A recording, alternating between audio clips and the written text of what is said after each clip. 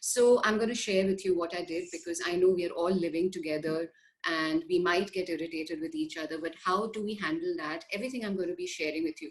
But in these past, literally nearly 3 weeks of lockdown, it's been very calm and composed and been very beautiful and very busy and very nice, and doing a lot of things which I wanted to do, which I was not getting time to do earlier as well. So I'm going to be sharing a little bit about my story with you. So let's go back into flashback mode. I'm 45 years old now, and I'm talking about when I was 12 years ago. So when I was 34 is when my journey towards where I've reached today started. Um, I don't know exactly how long before that, but you know, I had everything in life. I had a beautiful family, I had a lovely house, I had amazing friends, and we were partying, and I had a lot of help. I had everything, everything that anybody could ask for. But I also was irritated and angry, and, you know, I was not happy in spite of having everything. And there was some kind of a void, you know, there was something. So, and I didn't really want anything because I had everything. So what do I pray to God? So this is what I was doing. I was every day praying in the morning when I got up, thank you, God, for granting me this new day in life. Please just show us all the right path and lead us all their children in the right direction. So I kept doing this. Little did I know I was actually sending out affirmations, because I had no clue about what was affirmations at that time. So every day I would pray, thank you, God, for granting me this new day in life. Please just show us all the right path and lead us all their children in the right direction. And then the right direction actually came to me. And this was 12 years ago when I was introduced to Vedanta. Vedanta is a philosophy of how to live a beautiful life. And it just happened. My daughter was 6 at that time.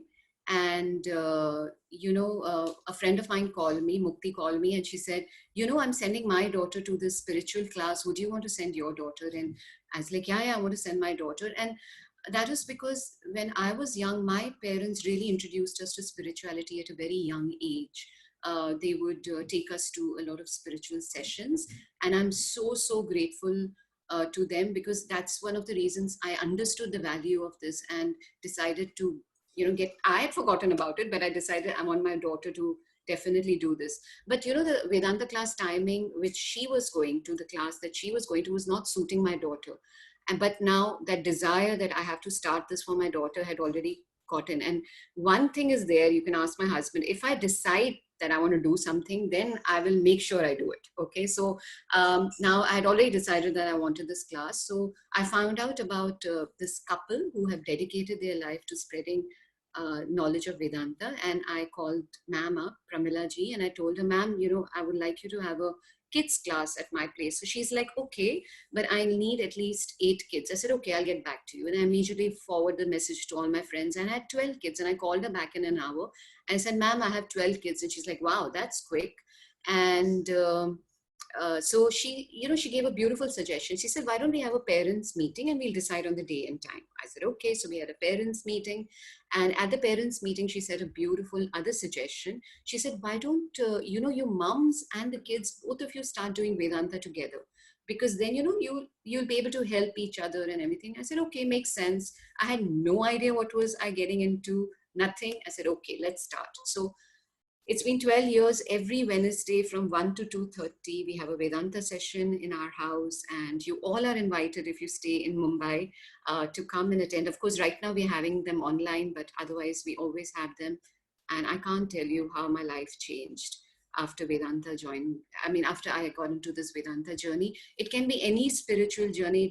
I'm not speaking specifically about Vedanta, but since I'm sharing my journey, and that's how Vedanta started. And slowly and steadily, I started changing without even knowing.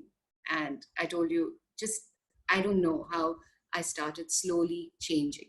So to understand how we need to change ourselves is, first we need to understand who are we, right? So let me explain to you a very simple concept. All this that I'm going to be sharing with you today is what I've learned from my teacher, Sunil sir.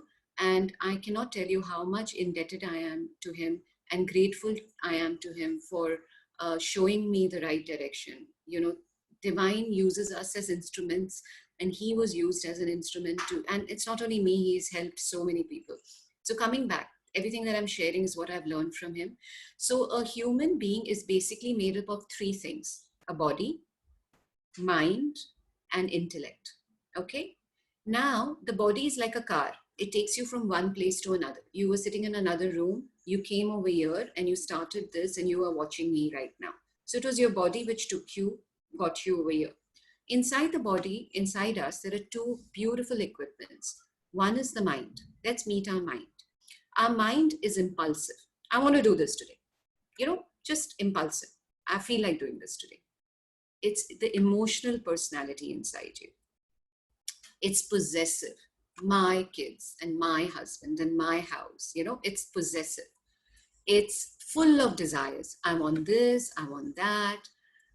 It runs on likes and dislikes. I like to do it, so I'll do it. I don't like to exercise, so I won't exercise. I love to eat junk food, so I'm going to eat junk food. It just goes on likes and dislikes. It's attached. Have you noticed you always sit at the same place in your dining table, right?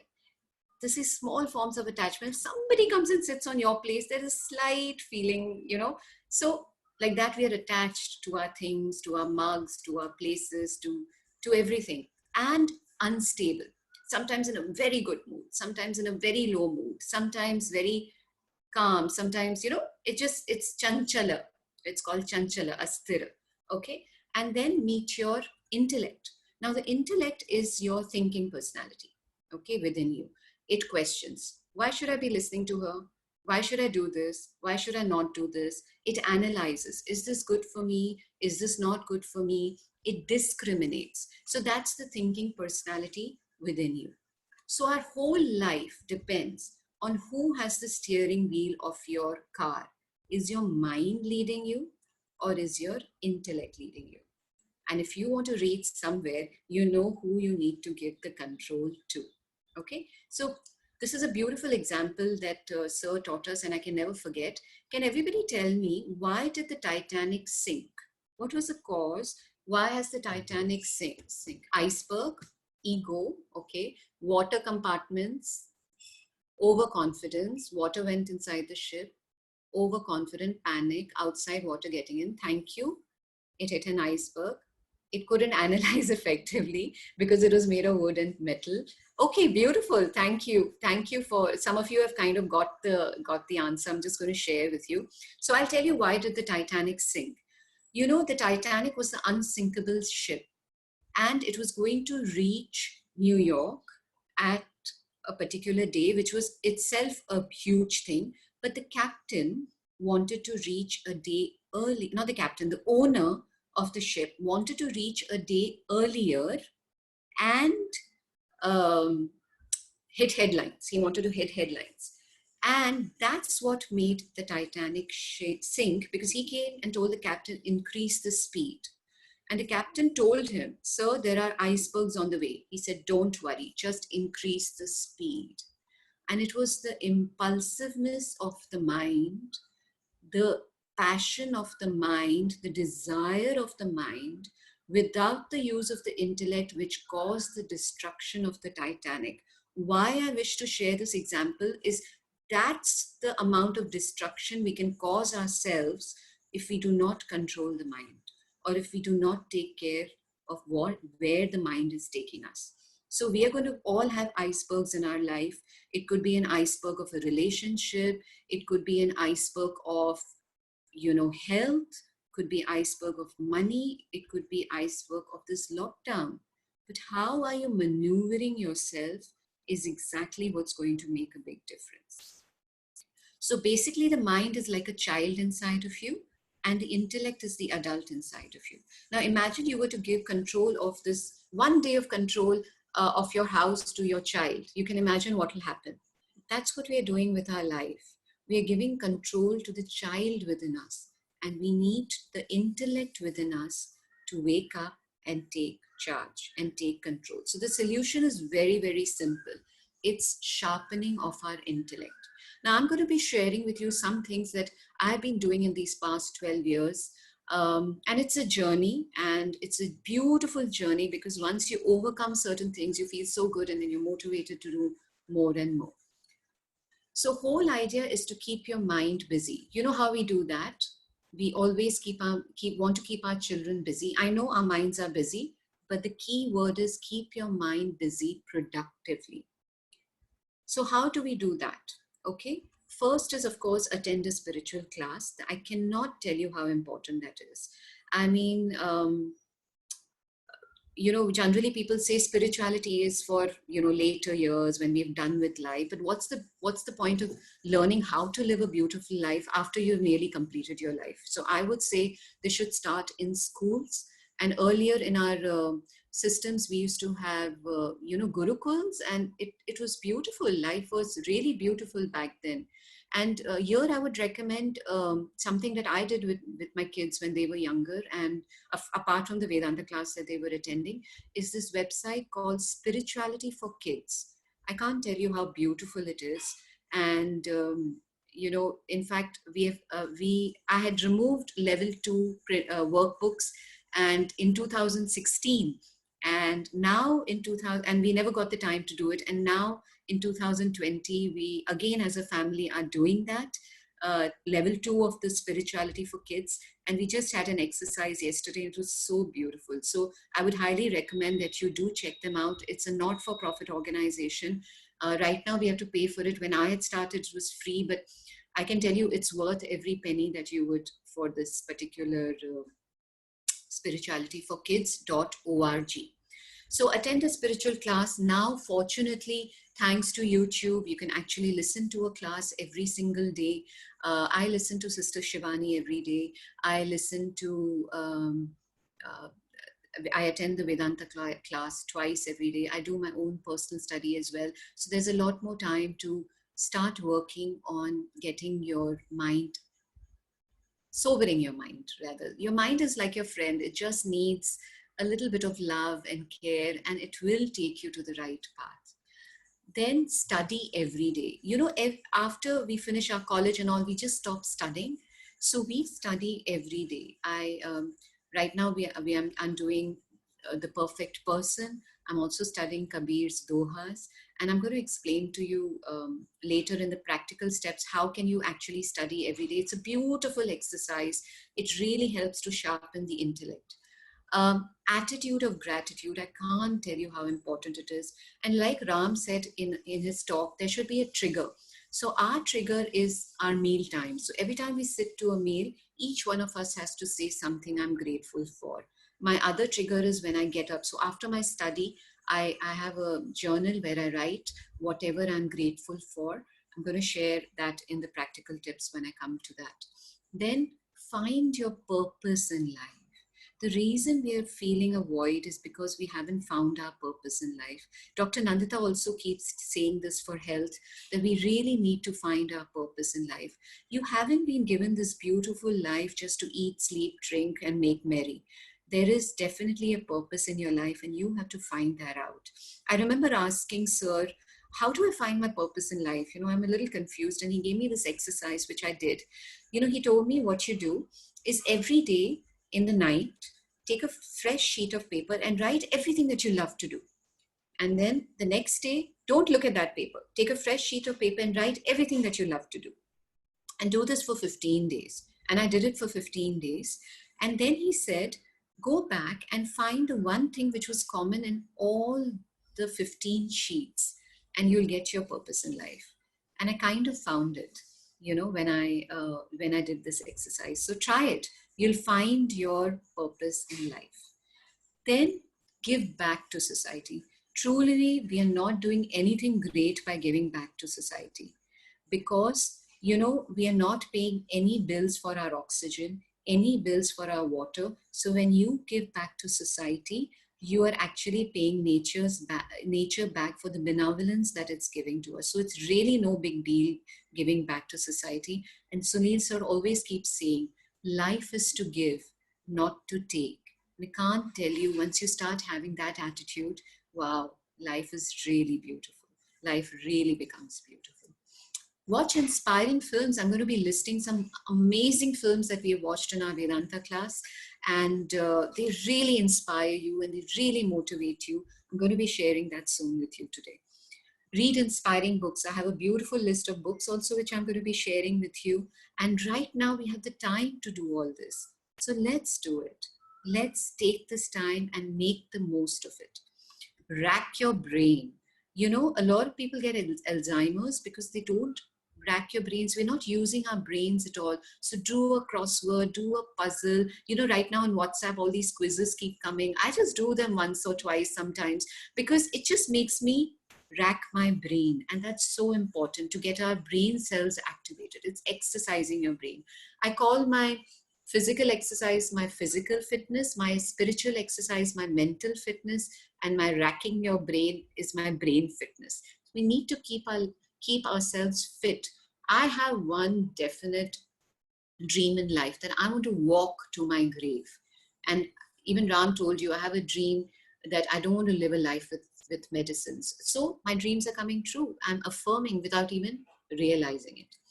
And understand nature. Now, this is very, very important. Like if a cat, a very cute little cuddly cat comes inside now in your room, what are you going to do? You're going to nicely pat it. Or a little cute dog, you know, comes into your room, you're going to love it, touch it. But if a snake comes into the room, you're going to be away. You're going to take care, right? Because you understand the nature of the snake, that the snake can bite me, and you understand the nature of the puppy or the kitten. Similarly, if we simply and then you know how to deal with it. Similarly, if you simply understand the nature of the people you're working with and the people you're living with, the 6 to 8 or 10 people that you're constantly dealing with, just understand their nature. Once you understand their nature, then you know how to deal with them. Like, I know that if I'm going to say this, this is how my daughter is going to react. Or if I'm going to say this, this is how my husband is going to react. Or if I'm going to say this, I know how Dr. Nandita is going to react. So I'm on this, spend a little time understanding the nature of each individual, and then it becomes easy. You can relate to them. How we understand the nature of animals, each individual. The problem is we expect all human beings to behave the way we want them to behave. All we have to do is understand the nature of each individual that we are regularly dealing with in life, and you're able to handle it. Okay, so these are very small steps, but I can't tell you how important they are in awakening the adult in you and soothing the child within you. So Vedanta promises, or any spiritual practice promises, 3 things. Clarity in your thinking, that you become dynamic in action, and peace of mind. I think this is the mantra of a successful life. If you can have clarity in your thinking, if you can be dynamic when it comes to your work, in your action, and if you can be peaceful at the same time, you've done it. Okay. Okay, so do you have any idea of the number of thoughts an average person thinks in a day? Anybody has any idea? Average, how many thoughts do we think in a day? 20,000? Okay, 60,000? Thoughts, yes. How many average thoughts does a person think in a day? 50,000, 1 lakh, okay, 80,000. Okay, some of you are really, okay, wow, okay, yes. We think 50,000 thoughts in a day. And do you have any idea how many thoughts are negative from those 50,000? Any percentage can you give me? Most of them? Yeah. 80%, 90%, 80%. Can you imagine how many? Okay, 80%. Yeah, you're really there. 80% of the thoughts that we think are negative. So what do all these practices allow you to do? Reduce that 80%. Right now, I've reached a stage where I get a negative thought. Instantly, I come to know it's a negative thought and I shift it. Like, I remember when we were going to start the health week, and I got up that first day in the morning, and I told Kunal, my husband, I'm feeling anxious. I'm feeling a little nervous. And instantly I thought, this is not a good thought to have. Why am I feeling anxious and nervous? And I changed my thought. How did I do it? I'm like, who am I to do anything? This is divine. Divine will take care of it. Forget it. And I just forgot about it, and I went about exercising, starting my day, and came back here at 9 o'clock just as if it was a normal day. That's the power of your thought. That's the power of changing your thought. And I must share with you an experiment done by Dr. Masaru Emoto. It's a beautiful experiment. Do go Google it, read about it. What he did, he would, uh, he took 2 jars of water, and in one jar he started saying positive things to that water, and in the other jar of water he started saying negative things to them in the water. And then after some time he took a very high definition camera and started seeing the crystals. And this is what he found out: the water crystals, after being exposed to the message of love, was so beautiful, and the water crystals which were exposed to negative thoughts, anger, look at that. And what is our body made up of? 70% of water. So whatever we are thinking is affecting our water, is affecting our cells. That's why they say cancer is a psychosomatic disease. It is not only what you eat and what you do, but it is also what you think that affects your health and your life in a huge, huge way. So if I want to make a cake, example, I want to make a beautiful cake, what should my input be? The raw materials have to be of highest quality. My whole wheat, my coconut butter, my dates, then only will I have a beautiful output. Then what is the process? I have to have a wonderful equipment. I have to have proper, utensils, everything. And then only will the output be beautiful, even for a small cake. If I want a wonderful life, what is the input? Who am I listening to? What am I exposing myself to? What am I mean, what is my input? What am I reading? What am I watching? What am I listening? What is the quality of my body, the process? What is the quality of my mind? What is the quality of my intellect? Then only will the output come beautiful. We focus on output. I want a beautiful life. What I want a beautiful life. But what about the input? What am I working on that? Let's start doing that. Trust me, you will start living a beautiful and a happy life. I can guarantee you that. I'm not even 100% there, probably 70, 75% there, and I can't tell you how beautiful it is. Let me share this, one of my favorite videos with you. Come on, everybody. Tell me, I am. Fill up your I ams. Come on. I am beautiful. I am healthy. Type it in capitals. I am compassionate. Say, I am. Write that. I am peaceful. I am happy. Wonderful. I'm the leader of my life. Excellent. I'm happy. I'm peaceful. Just by saying it, aren't you feeling good? I'm feeling so good just reading it out. I'm abundant. I'm happy. I'm healthy. I'm talented. I'm rich. I'm guilt-free. I'm blessed. I'm lovely. I'm an angel. I'm divine. I'm efficient.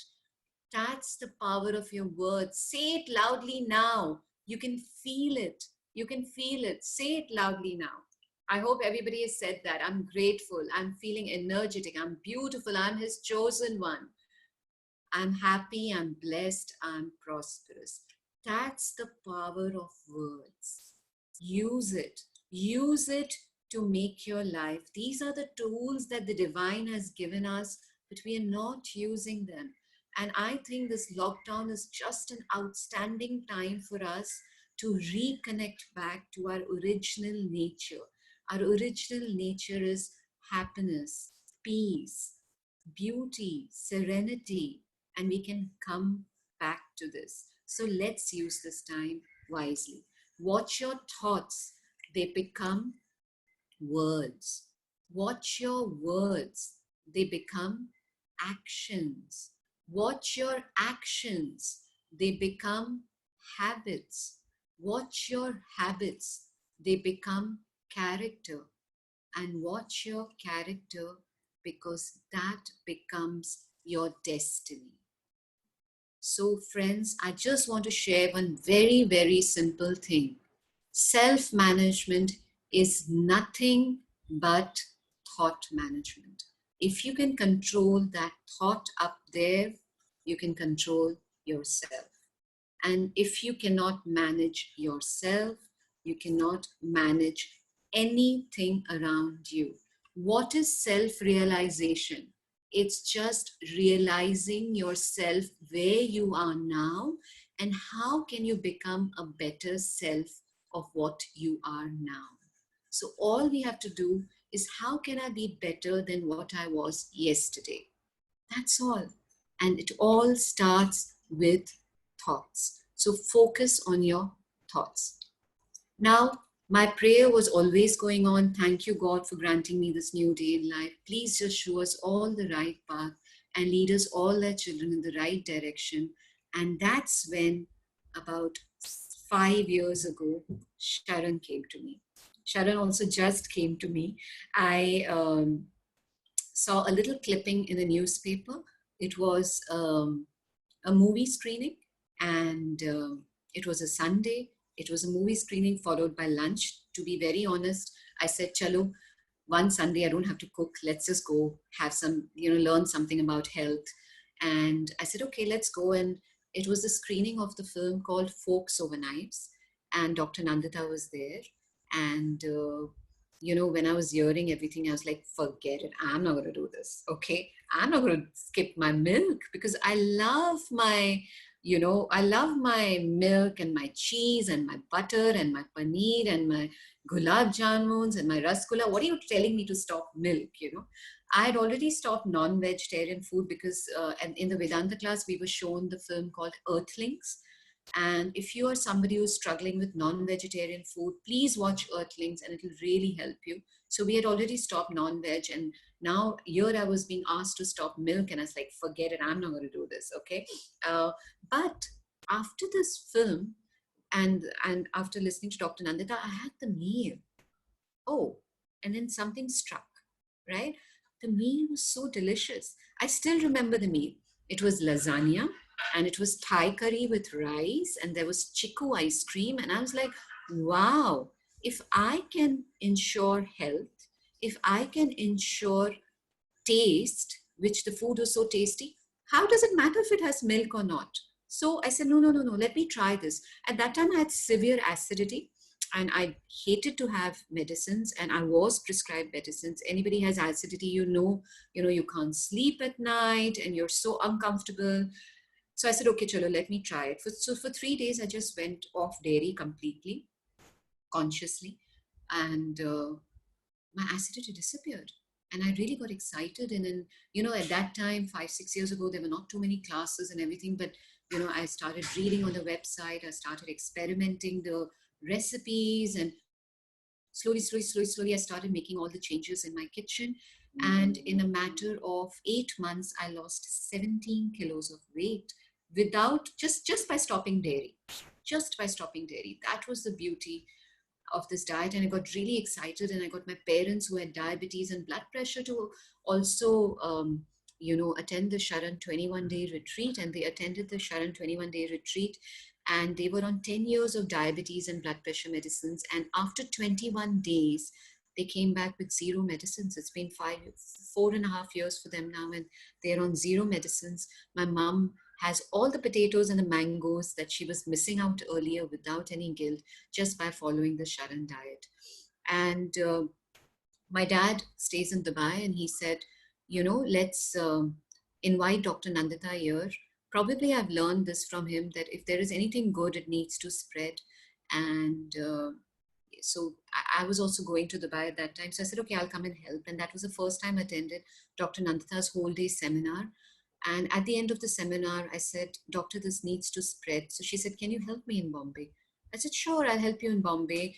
I thought I'll just help her for one seminar, and I'm still very much over here because I have seen that this diet not only helps you in your health, but I learned to be more compassionate, and I got the environment connection, and definitely this needs to spread. And that's how SHARAN came into my life. I'm going to take a few minutes because this is my purpose in life, to share why no dairy. So I'm going to take a few minutes explaining why no dairy. I'm going to ask you a few questions. Would appreciate if you could give me an answer. Tell me, when does a cow start giving milk? When does a cow start giving milk? After birth, after giving birth. Yes, when it delivers a calf. Right. Now, when it delivers a calf, we are sold cheek. That's the first cholesterol at a very special price. So basically, the calf is not able to drink the milk. The first milk comes to us. Now, if it's a male calf, the male calf is taken, tied, okay, and left there to die with starvation, because then we can have lean meat and we can use the skin for leather. The female calf is allowed to drink a little bit of milk and then is taken away because we need the milk, right? So all the milk is then got to us.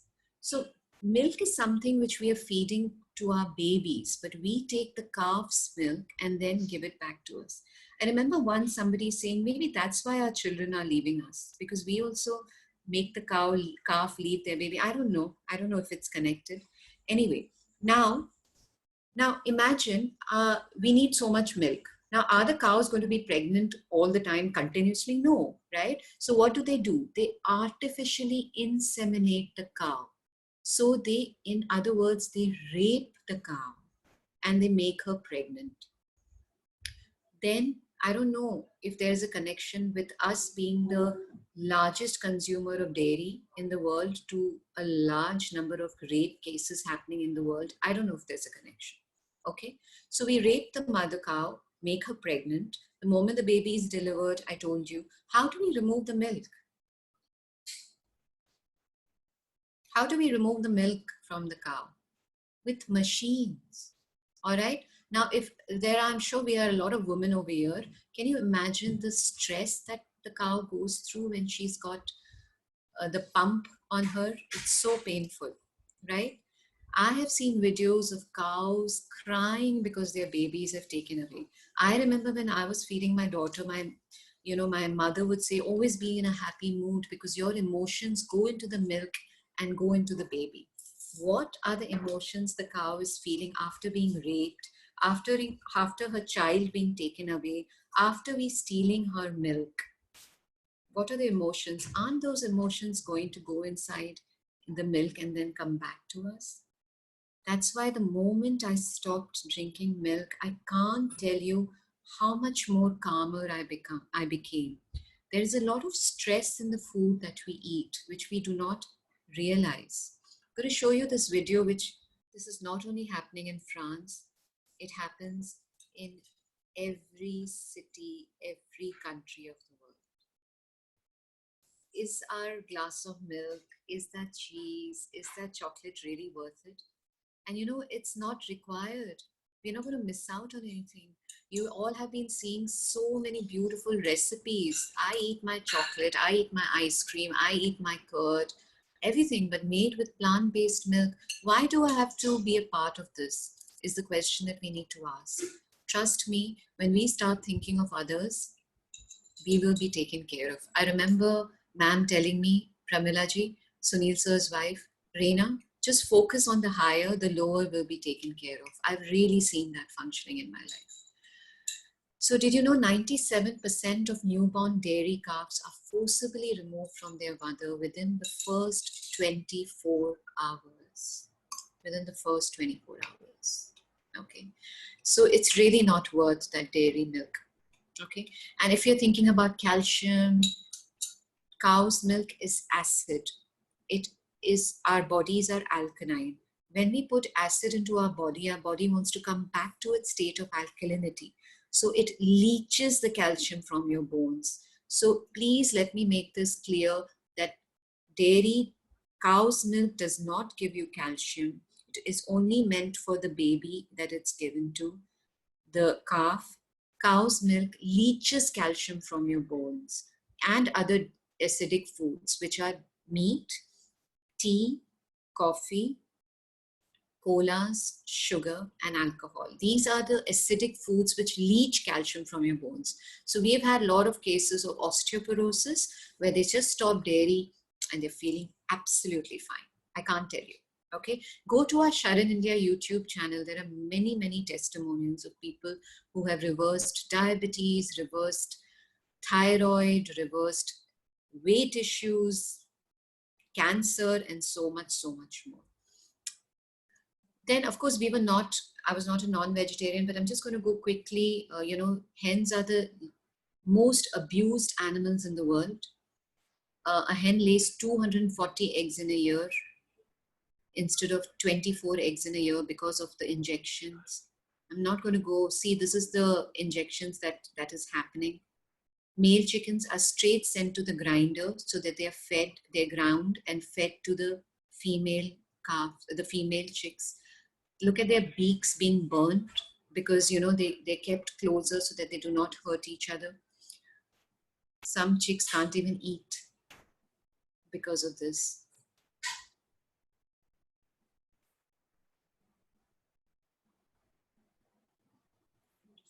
They're injected so that they're, made bigger so we can eat them. I mean, I can go on and on this.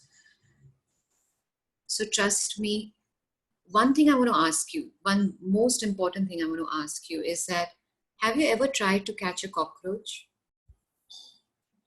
I know, suddenly I'm asking you, have you ever tried to catch a cockroach? Has anybody ever tried to catch a cockroach?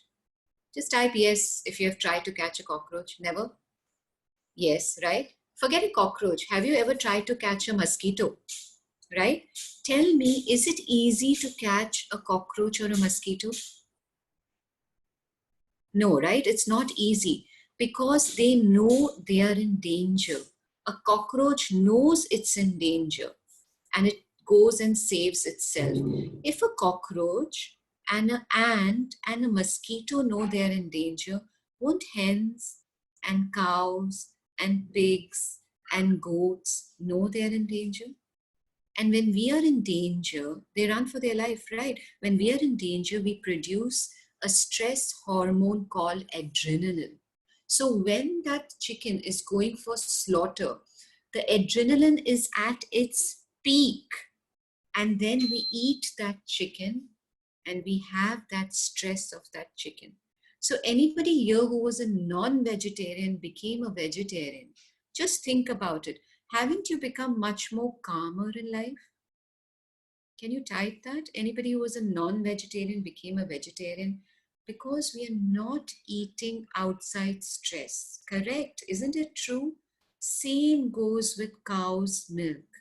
Cow's milk also has a lot of adrenaline because she's been raped, the baby is taken away, she's been milked with machines, she's got a lot of stress, and when we drink milk, we're getting that stress whether we like it or not. So yes, stress does bring food. So if you want to remain calm, stop eating foods that cause stress, right? It's as simple as that. Let's let them be. Nature has given us this opportunity now. See, we are all inside now.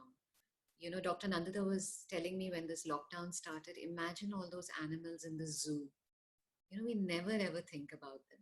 How are they feeling being trapped inside? Maybe this lockdown has given us an opportunity to realize this, right? To realize this. So let them be. We are all earthlings. We are all belong to this earth. Let them do what they want. Let us do what we need to do. So SHARAN has a 5-point plan to health: plant-based, nothing which comes from an animal, organic and whole, off packaged and processed foods. Only 2 things that you need to take care of and supplement is vitamin D and vitamin B12. If you want to see SHARAN plan in action, then we have the 21-day reversing diabetes online program, and we have the basic class which will help you get this into action. So this is how I was 5 years ago. Now you can see me. Okay.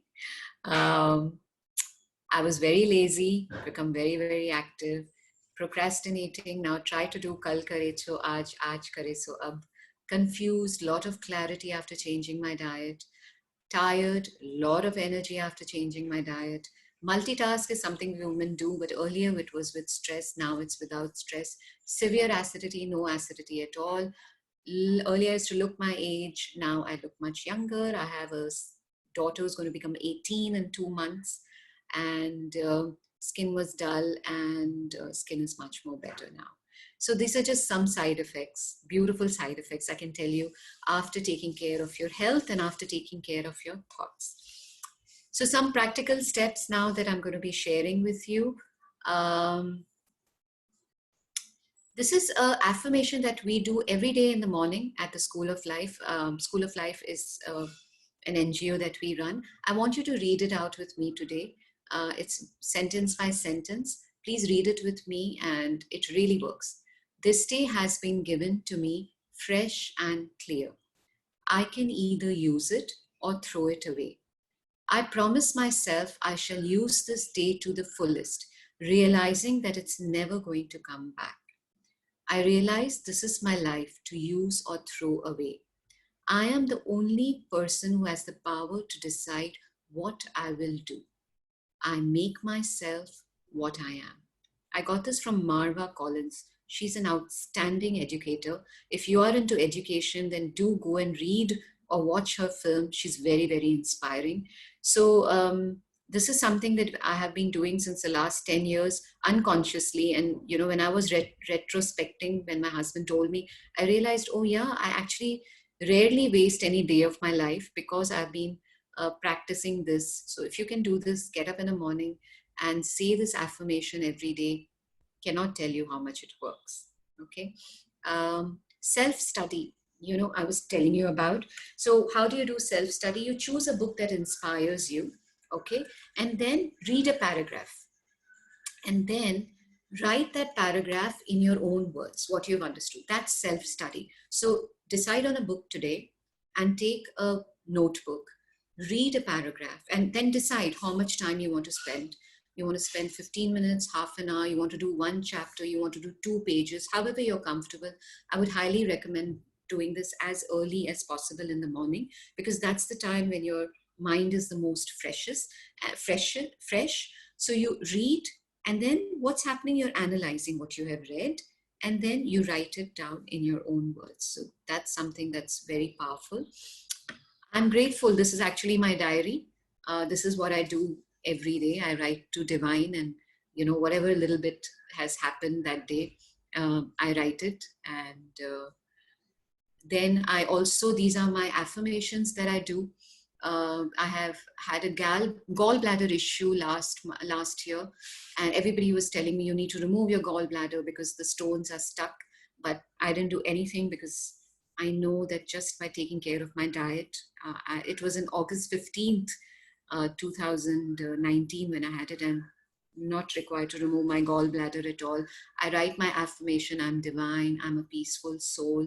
And when I told you I had a tiff with my kids, and then I started writing this. What is love? Love is accepting the other person as he or she is, and not as what you want him or her to be. And I know this and I keep forgetting it. So then I started writing this. Love is LOVE. Let others voluntarily evolve. And then I keep writing this. So whenever now, if either one of them does something, I just immediately remember this. Let others voluntarily evolve. It's their journey. I have to only focus on myself and my growth. So I write this because this is the lesson that I need to learn. So you pick up the lesson that you need to learn, and just write it every single day, and it'll become a part of your conscious. Exercise. Now's the time to exercise. Exercise releases happy hormones, makes you feel good. So it helps you stay calm. If you're happy, you will be calm. Listening to positive talks. Time is not now running away, so I need to speed up. But this was a affirmation on the coronavirus that Sister Shivani has given. It's a 6-minute video, and me and my husband listen to it every day. And yesterday, my daughter also joined. So it was there in my mind that I wish she also does it, and she did it yesterday, and it felt good. We just held our hands, closed our eyes, and listened to this affirmation. So listen to positive talks, read inspiring books. This is a list of the books that I highly recommend. Fall of the Human Intellect and Vedanta Treatise.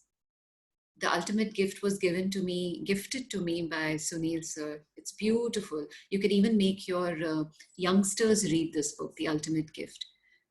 Jonathan Livingston Seagull is also beautiful. Fountainhead. Right now I'm reading Awaken the Giant Within You by Tony Robbins. And I actually do that. I read a chapter and then jot down the notes.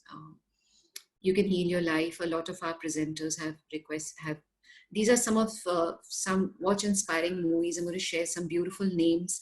Again, um, recommended by our Vedanta sir, Peaceful Warrior. We show this even in our 21-day program. These are all self-study. You know, when you're watching these movies, take a notebook, keep the subtitles on, and study it as a class. It's beautiful. It's beautiful. So some of the movies that I can recommend that you can actually watch now that you have the time.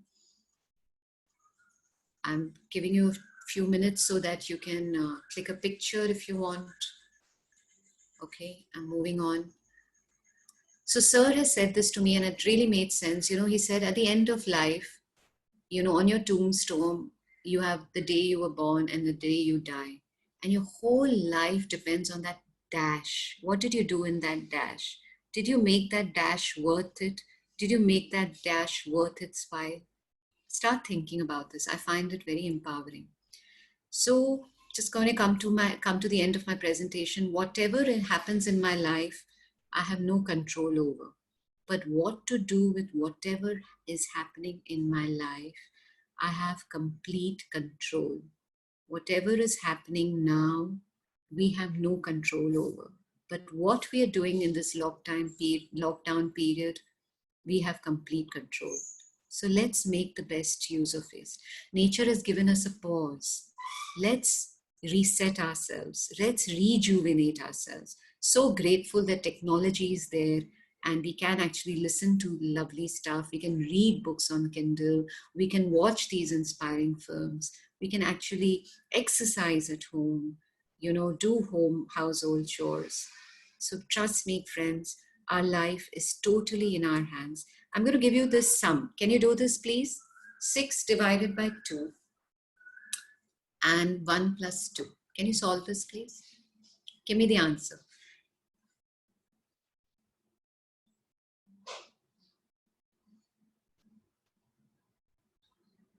Wow, lovely. You've just racked your brain a little bit. Okay. Why did I give you this? Well, I gave you a problem. You started solving it. That's what life is all about.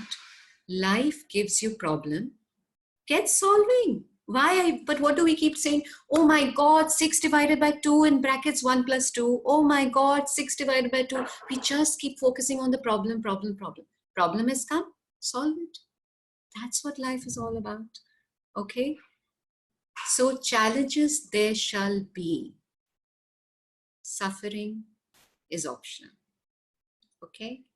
Thank you for everyone for singing. And that's my end of my presentation.